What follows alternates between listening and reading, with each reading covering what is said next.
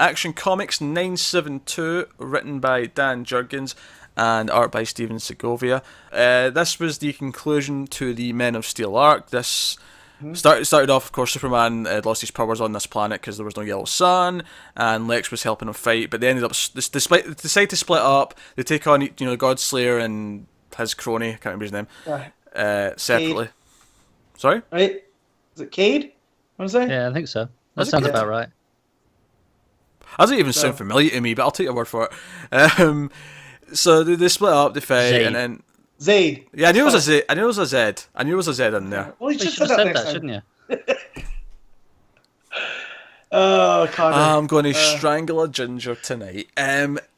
Right. I want to point out before you get past this, is like, again, Jurgens making Lex such a prick, where he's like, Superman without powers, total liability. Like, this is the man that just stopped you from dying, and you're calling him a liability. It's right. I love it that even as the issue goes on and Lex grows to respect Superman, it's still like he's still a dick about it. Yeah. Of course he is. He's like Slither. Of course he's a dick And I just love about that Jurgens nails that. I read liability and I laughed, going, like, this last two issues, you wouldn't be standing here without that liability. Yeah, he's got the voices down for sure. I think that's very, very clear. And obviously, the fight ensues, and Superman convinces, look, listen to me, before you kill Lex, let's not do this. If I need to convince you, why don't you look into my future? You've looked into his, look into mine.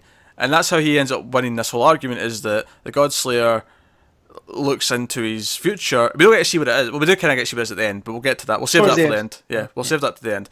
But we don't see what it is at the time, and he looks into it, and he just turns around and basically says, yeah, you're good. Yeah, full faith in you, Kryptonian. You're good. We're going to go on our way. Bye-bye. And he boom tubes him back to... Superman tells him, and like, look. also gives him his cape back somehow. Yes. Cool. Because look, if you look at that there, Superman's obviously he used his cape in the fight, and he hasn't had it, and he stood there while he's looking into his future, stood there with no cape. And the next panel you see Superman on, he's coming through the portal, and he's got his cape, and it's cool. Well, it cuts ahead. Put it on before he left. Yeah, it's not in real time. It's a comic book, Connor. No, because he's like, oh, prepare yourselves. Like, oh, you're going now. It can still be a cut in time. It doesn't have to be the next second. I know, but it doesn't feel that way when it flows like it Connor, is the next bit. I read this as the last book before we started recording. I didn't even pick up on that, so it's fine. Like, that bothered me. I didn't even care. You're being pernickety. But I like what Superman did, where he can't punch it out with him, so he actually talks with him. And, he talks him through it. And he's like, look, if you look into my future, you'll see that I will do everything in my power to stop Lex from becoming, the next Darkseid. And you have to believe that. And that, he talks about how he investigated him, found nothing. And that plays in later when they show back up in Metropolis and Lex and Superman shake hands. And I was like, I like that Lex does admit to him that it's kind of hard to be Superman. So it's a mutual respect, like Pete was saying. Yeah, they have that nice moment on top of the... Was it the planet? It's top of a building. I think it is. You can see the globe behind them. As top of a building in Metropolis, I just assume it's the planet. Typically. Yeah, it is a fair the assumption. there. But in this case, I think it actually is. But they have that nice moment where they end up shaking hands and they agree to a fresh start. And Lex, I like the Lex kind of goes, look, I've been thinking about this. The only explanation for you being around is that you're from another universe. Because he brings up Forever Evil. I fought the crime syndicate. Ultraman. Yeah. So I'm familiar with this idea of alternate universes, and that's the only explanation. And he even ponders for a lot, like, so man, my verse, the other me in your Earth must have been a right evil asshole. And I think that was a nice bit of like intelligence on his part. Like that, Superman was kind of like, something like that, to where it's kind of seeding towards the next storyline. Yeah, and so that was cool. Lex gives the cape back to the planet, which harkens back to the issue of Justice League 52, which sort of bled into Rebirth, but it. Because it came out late, but it was there, and they've got it in a case because the Daily Planet had a case where they had New 52 Superman's cape on display as a sort of tribute, and Lex decided, you know what, I'll honour him in my own way rather than just trying to be him. And that's it's a nice touch. So I'm also interested to see what Lex does next. Like, what direction is he going to head in now, if without the cape? Purple and green, baby. Purple and green. I'm just gonna say that, Pete. I mean, that's the logical assumption. It does, man. It does make me look forward to that turn because it's gonna have to come. Oh yeah, like, you can't have just good Luthor. He's like it's gonna make it all the more painful, isn't it? And that's what I'm looking forward to. Like, good at the minute. Yeah. Before we get to that last page, I did want to just talk about the arc overall. I will say this: my favorite part of Action Comics run so far is still the sort of the lowest stuff in the middle, the like the two-parter where she goes back to the planet. I think this arc suffered a little bit from the same thing that the first arc with Doomsday suffered from. In the first half of this issue, I kind of was just reading it and I sort of realised halfway through, I'm like, how long have we been on this planet, kind of like fighting and debating with these people now? Because it's been a good 3 issues. Yeah. Something like that. Well, I mean, has it? Because they only got stranded there on this one at the end of the last issue. Yeah, they were there for the whole issue last time. Yeah. No, they went to because there's 2 different planets, aren't they? Because they went to their planet first. It doesn't matter if it's 2 different planets. It feels the exact same. I get what Pete's saying, but it's not. Because in this issue you get to see Fate Clark or Weird Clark finally sees John, and yeah. I'm just talking before whole scene. Before we get to that though, I want to talk about just because the same thing happened with Doomsday, where it was like, oh, they've been fighting for like 3 issues before it finally kind of let up and it did different things. And I was feeling the same thing here, where I was like, oh, we've been here kind of just sort of in this same situation for a couple of issues now. And I think both arcs have suffered from that a little bit. See, I'm not sure I agree, because the Doomsday arc, I feel like, it's just Doomsday. Cool. Whereas this was actually, there was a moral dilemma to it. There was an interesting debate alongside the I agree. I'm just saying, I felt it as I was reading that. I felt like, we've been doing this for a while. I feel like there wasn't enough variety in that sense. But like I say, it's not a huge thing, but it's definitely one of those factors that, like, as much as Jurgens is really getting the voices right, Action Comics is definitely the lesser of the 2 Superman books. We know this, as every time a new one comes out, it usually tops our, they're 2 different gears. The way I look at them is Superman's, the top. This is where big things are going to happen, and Action's kind of not the day in the life, but yeah, like there's 2 different gears, and I can appreciate that. They are. It's just, it was kind of like, I think now because we've had like the smaller arcs in the middle, but we've had the 2 big arcs, and the 2 big arcs for me kind of suffered from the same issue.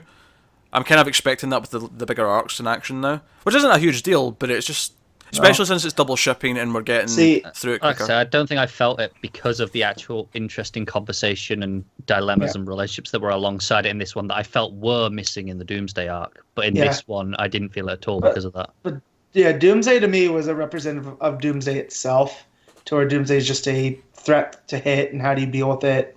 Yeah. Whereas here, there's actually more to think about, and about Lex, and even you had Clark going, or Fate Clark going, well, we'll just let him die. Like, what's so wrong if he's that bad?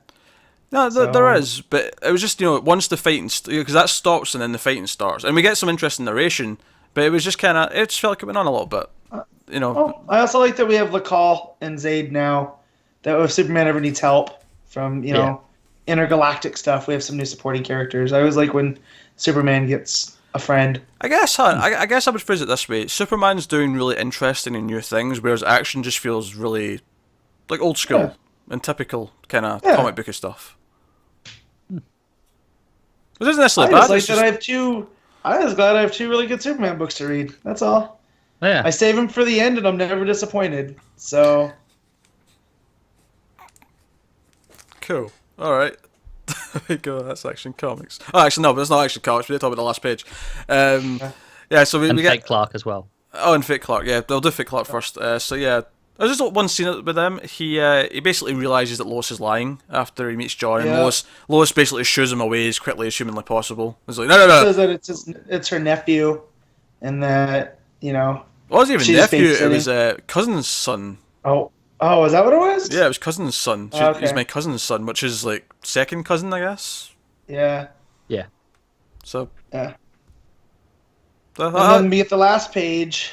Yeah, last page was obviously threat of things to come. Yeah, Zayd says to Lakal, so what did you see? And he's like, oh no, I don't think we have to worry about Lex anymore. Unfortunately, Superman though, he's got a lot of stuff he has to worry about, and we get this this page of all these like teases of future things. Some of it obvious, obviously we know about Mr. Oz, and that's there. We see Cyborg Superman. See Cyborg Superman, which is interesting because obviously that's in Supergirl right now. Huh? Yep. The other thing we see, of course, is we see the whole Lex's Doomsday thing, but we see Superman standing next to him. Like, Lex is defeated as Doomsday, and Superman's holding the mother box, which is obviously probably the main thing that let him go, yeah, you know what? Yeah, I'll trust him. That's fine. I don't have to kill him. You mean Darkseid, not Doomsday. Did I say Doomsday? Sorry, it's because we're talking about Doomsday. Yeah, okay. Darkseid. And then the other couple that are a little bit weirder, or the other one that's a little bit weirder, is John looks like he's in trouble. Yeah. It's very vague. Superboy outfit. And his Superboy outfit, but it's very vague. We don't really see what the danger is. He just clearly is in trouble. Yeah. And then obviously you've got Fate Clark is there as well. And Fate Clark, yeah. That's less of a... What's the one next to Cyborg Superman? It looks like the one guy John's created that we got at the end. What's his name? He's from the alternate Earth. Shoot.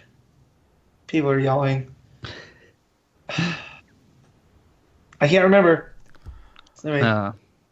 Just because obviously we didn't mention that one. It was just the one other one. Yeah. I think what's interesting for me is it kind of implies all this is coming up relatively soon. Because Lakal says, Superman, he does have to worry. So it's like, okay, he probably hasn't got that much time then. Ulysses. Nailed it. Before Google could go. Yeah, it kind of looks like Ulysses, but it might not be. I kind of hope it isn't. Me too. But that's who my brain went to. Yeah, that wasn't a great story.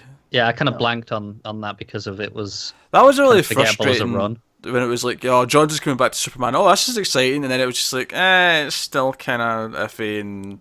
Well, because I feel like he quit halfway through going, we're just going to reboot everything. Yeah. Yeah, he probably made that choice. He's like, you know what, this version of Superman sucks. I can't say that we're gonna kill him and bring back old time. Yeah. Okay. But the reason I was saying I think it's coming sooner rather than later is obviously Oz, we know, is stuff with that's happening in Well, it depends what parts we're talking about. I don't think the Lex's Darkseid's coming soon. I think that's still... If we ever even see that story, and we probably will, because they like to bring this stuff back. Well, I just mean we've got the old stuff coming up in March, right? Oh no, the rest of everything else there, I agree, is soon. But I think the Darkseid stuff's far away. I don't think it's that far away. That's what I'm saying. I think all of these being so relatively soon, I think that will be after these, but not as far away as we might be thinking. Depends. I say just bring them on. I don't care when. It depends what we're thinking, though. You don't know what I'm thinking.